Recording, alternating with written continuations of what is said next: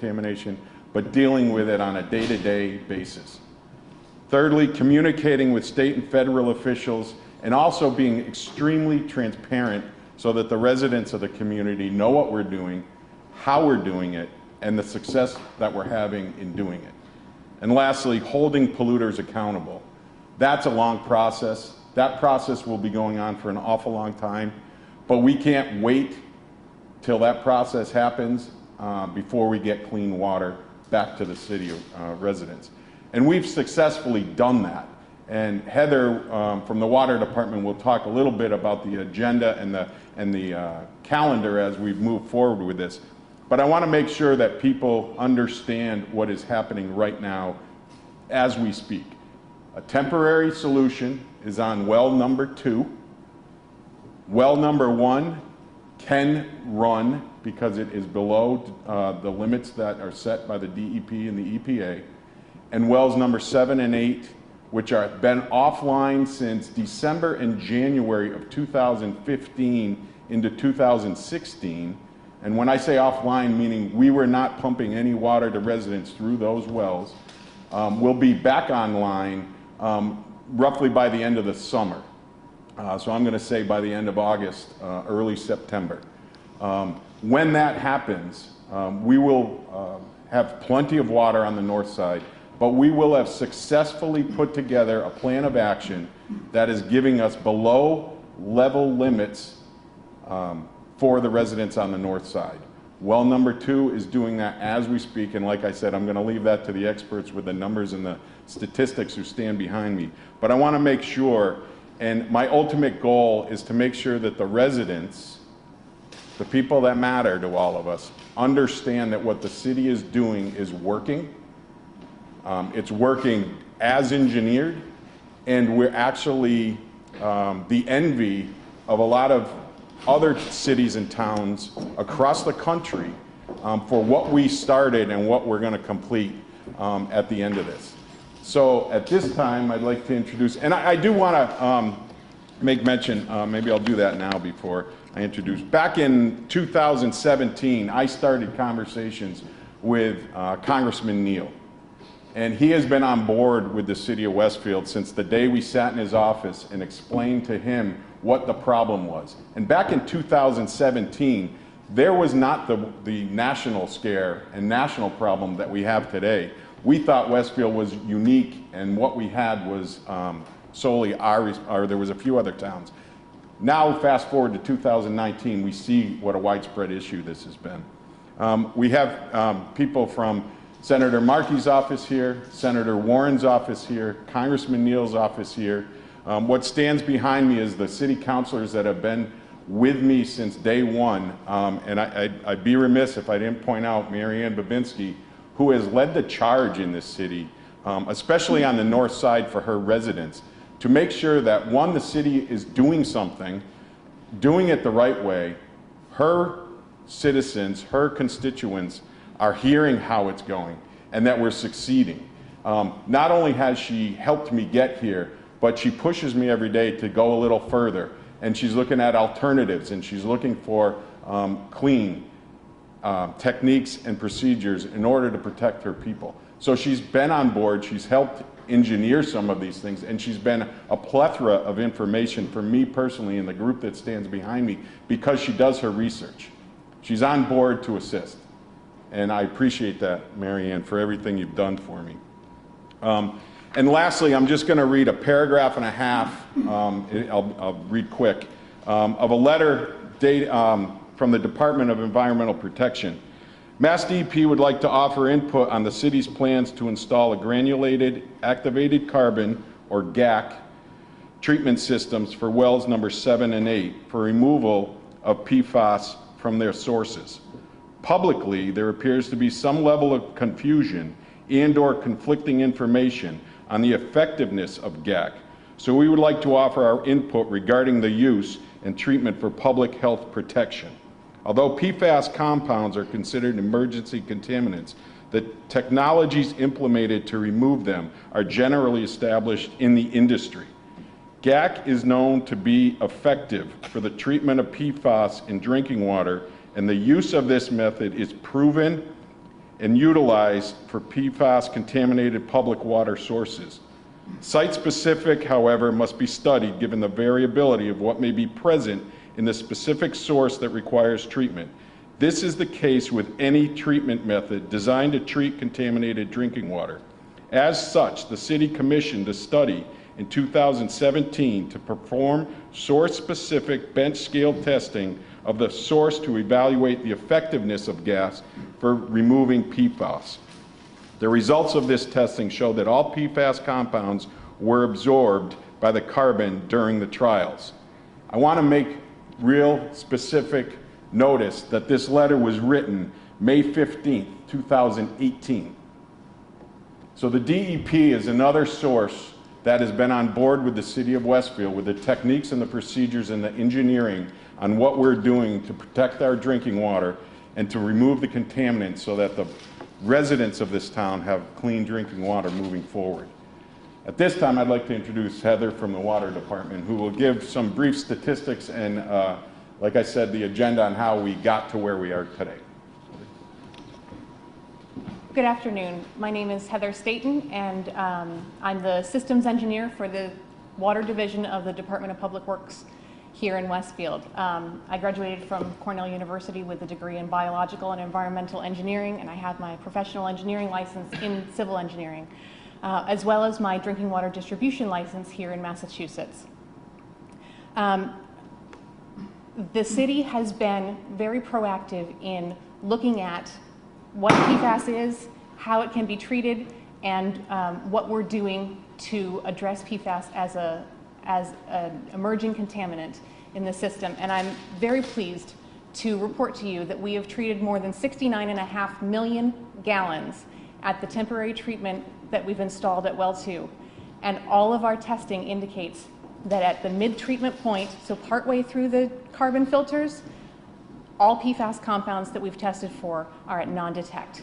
That includes not just the compounds that Mass DEP is recommending we test for on a quarterly basis, but that includes also those compounds that Mass DEP doesn't have levels for, and 24 compounds that are tested for using an additional method to make sure that we are actually removing all of the PFAS that are in that water and providing the city with both at the mid-treatment point and at the point of entry of that water to the city system, non-detect on all PFAS.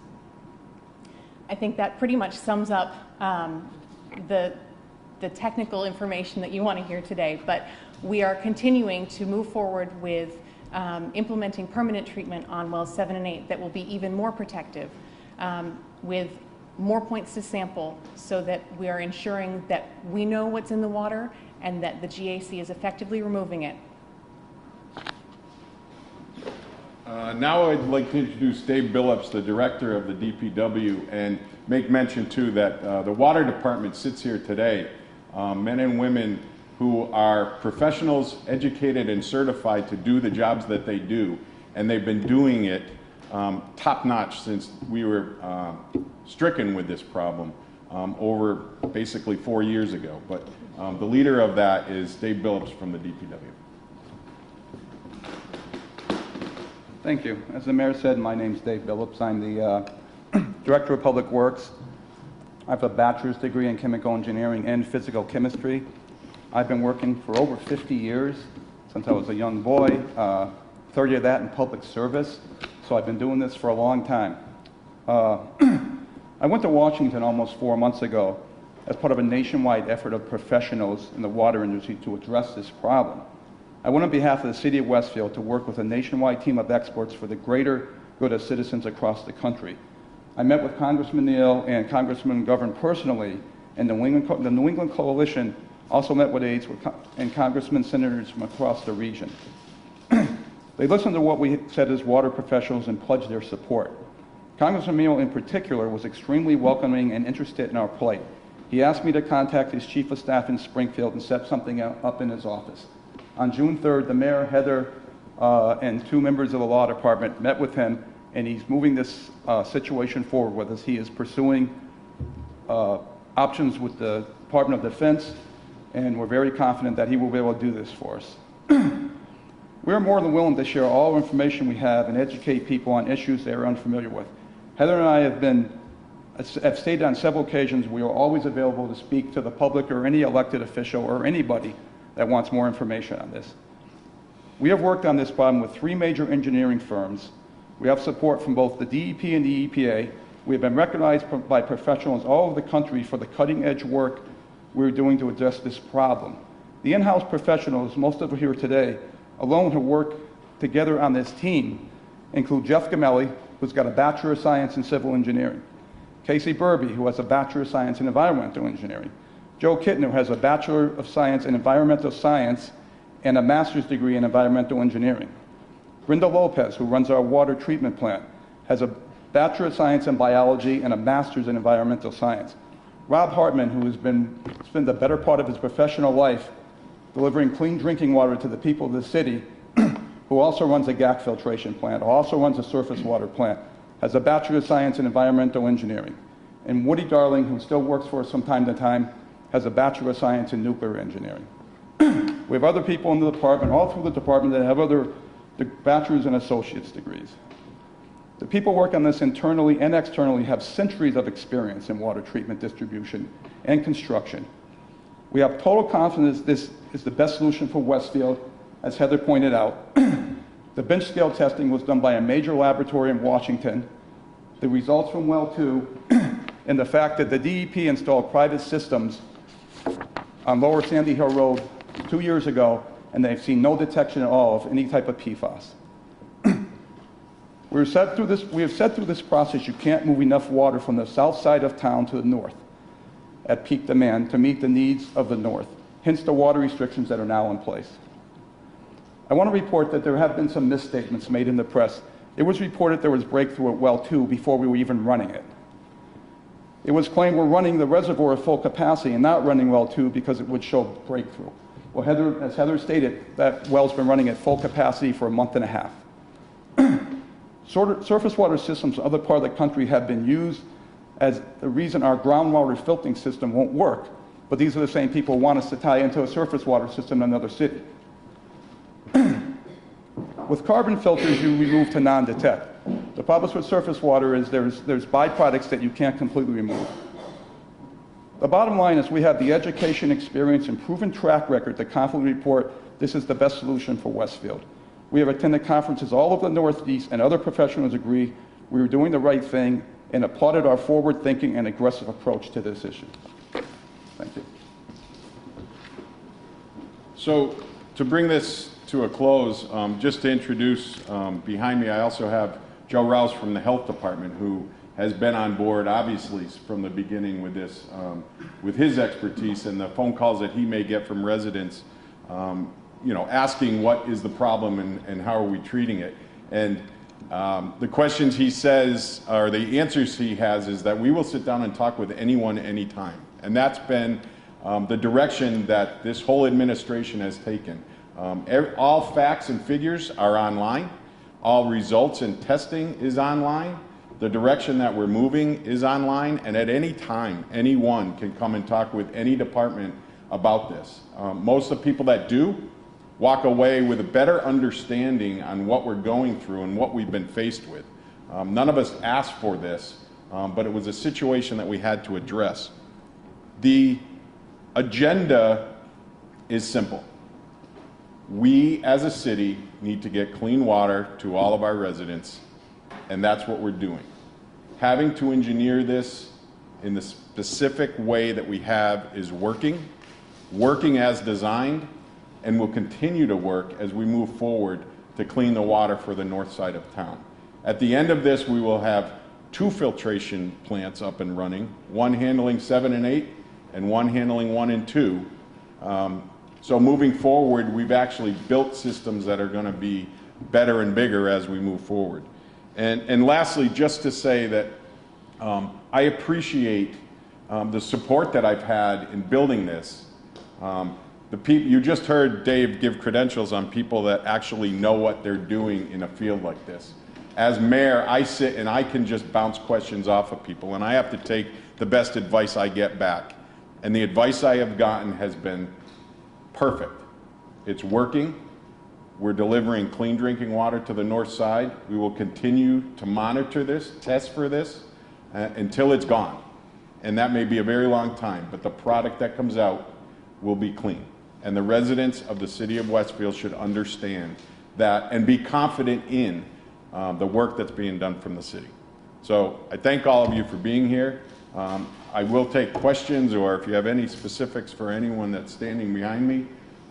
The councilors to my left too, Beltrandi, Harris, Burns, Babinski, and Oniski. I know there's a couple others that worked during the day. Bean and Figgy also wanted to be here. But I appreciate their support because they've had a major job themselves in passing a bond that took three different times of me sending it in, but it finally got over the top. And the fact of the matter is we're where we are because they supported the project. Any questions? Mayor, where is the lawsuit in the process? It's been a good part of my morning going through the file. It doesn't look like much of any consequences happened lately. It's going to be, and as I said at the beginning, number 4 was that we're going to hold the polluters responsible for what we're doing. The law being the law, and the process that has to go through is going to be a very long one. But both we have 2 professional law firms working on this for us that are actually representing cities and towns across the nation, Kennedy and Madonna. And those are moving forward, not as fast as I would like to, but going through the process as we speak. As this has gotten bigger and bigger and bigger, it's gotten slower and slower and slower in the law part of things, just because of everyone that's being added to it, so that we do it right the first time. Any other questions, concerns? Well, thank you all for coming. I appreciate the update, and have a good day.